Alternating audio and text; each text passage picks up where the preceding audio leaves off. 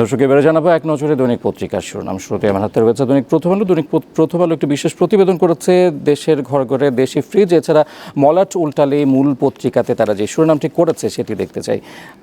সরকারি দেনা পরিশোধে চাপ আরও বাড়ছে, পরিসংখ্যানগত চিত্র তারা তুলে ধরেছে। এছাড়া অন্যান্য শিরোনামে দেখতে পাচ্ছি মূল্যস্ফীতি বাড়ছে, সরকারি পদক্ষেপ কাজে আসছে না।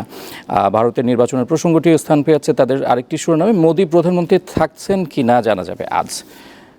চলে যাচ্ছি দৈনিক যুগান্তরে। দৈনিক যুগান্তরও একটি বিশেষ প্রতিবেদন করেছে ফ্রিজ নিয়ে। এছাড়া অন্যান্য শিরোনামে মূল পাতায় তারা যে শিরোনামগুলো করেছে, হাজির হচ্ছেন না দুদকে, ধরাছোঁয়ার বাইরে বেনজির পরিবার, 6 জন বেনজির ও 9 জন স্ত্রী সন্তানের পক্ষে আইনজীবী সময় চাইতে পারেন, সম্পত্তির হিসাব মেলাতে হিমশিম খাচ্ছেন অনুসন্ধান কর্মকর্তারা।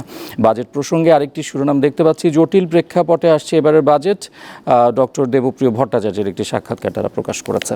দৈনিক ইত্তেফাক শিরোনাম করেছে, স্বামী স্ত্রী পরিচয়ে ফ্ল্যাটে ওঠেন শাহিন শিলাস্তি রহমানের জবানবন্দির প্রেক্ষিতে মূলত তারা এই প্রতিবেদনটি করেছে। আর এমপি আজিম হত্যাকাণ্ড নিয়ে তারা যে বিশেষ প্রতিবেদন করেছে সেগুলি দেখতে পাচ্ছি। অন্যান্য শিরোনামে দেখতে পাচ্ছি, লোকসভা নির্বাচনের ফল আজ, আবারও বিজেপি জোট নাকি বিরোধী ইন্ডিয়া, বুথ ফেরত জরিপে স্বস্তিতে বিজেপি, আশাবাদী বিরোধীরা। মাননীয় প্রধানমন্ত্রীর বক্তব্য দেখতে পাচ্ছি, ঈদের পর অফিস চলবে 9টা 5টা। প্রধানমন্ত্রী শেখ হাসিনা গতকাল তার কার্যালয়ে মন্ত্রিপরিষদ সভায় সভাপতিত্ব করেন। ফটো ফিচারে সেই ছবিটি দেখতে পাচ্ছি।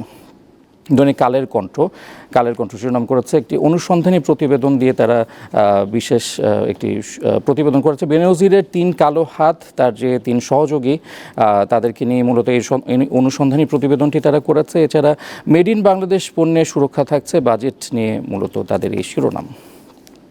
দৈনিক সমকাল শিরোনাম করেছে, কর্মী পাঠায় অন্যরা, 100 কোটি কামায় এমপিরা। মালয়েশিয়ার শ্রমবাজার কিছুদিন আগেই দর্শক শ্রমবাজার নিয়ে একটি জটিলতা তৈরি হয়েছে, সেটি নিয়ে মূলত তারা এই শিরোনামটি করেছে।